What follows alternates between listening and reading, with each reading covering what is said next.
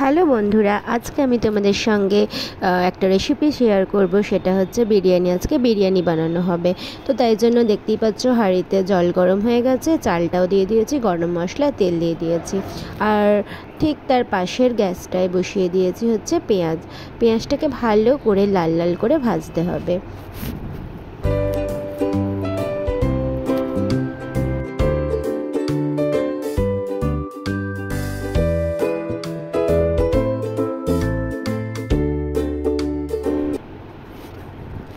তারপরে ওখানে পেঁয়াজটা ভালো করে লাল লাল ভাজা হয়ে গেছে আর আমরা তুলে ফেলেছি। আর এখানে দেখো টক দই নিয়ে নিয়েছি, তার মধ্যে লঙ্কার গুঁড়ো, জিরের গুঁড়ো, ধনের গুঁড়ো, কাশ্মীরি লঙ্কার গুঁড়ো, হলুদ গুঁড়ো আর সর্ষের তেল দেওয়া হলো।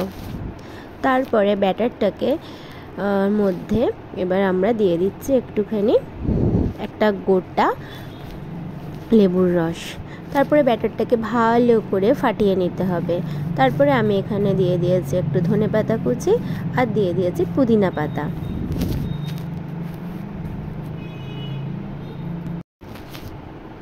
তারপরে এখানে তেলটা গরম হয়ে গেলে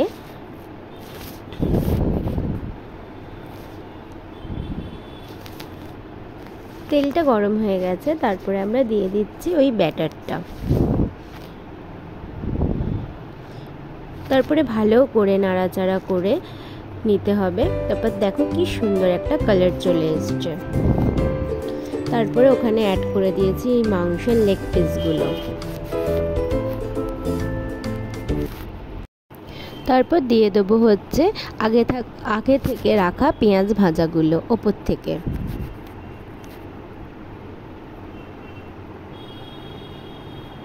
দিয়ে তারপরে কটা লঙ্কা চিড়ে দিয়ে দিলাম।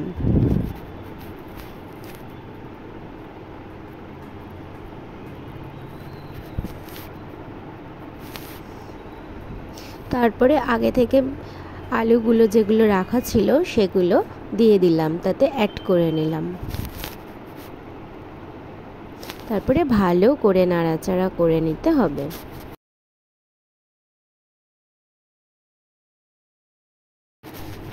তারপরে একটু দিয়ে দিতে হবে সামান্য একটু চিনি।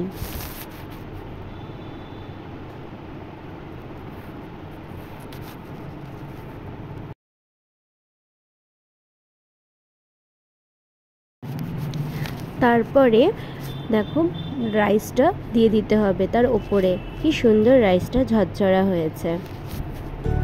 এরকমভাবে ভালো করে ছেঁকে নিতে হবে রাইসটা।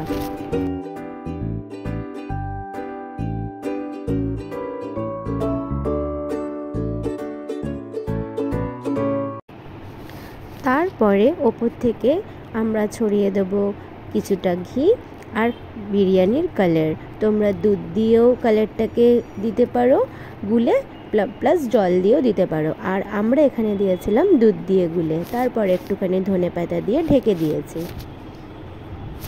তো যারা আমার চ্যানেলটাকে এখনও সাবস্ক্রাইব করি প্লিজ সাবস্ক্রাইব করে দিও, লাইক শেয়ার কমেন্ট করো।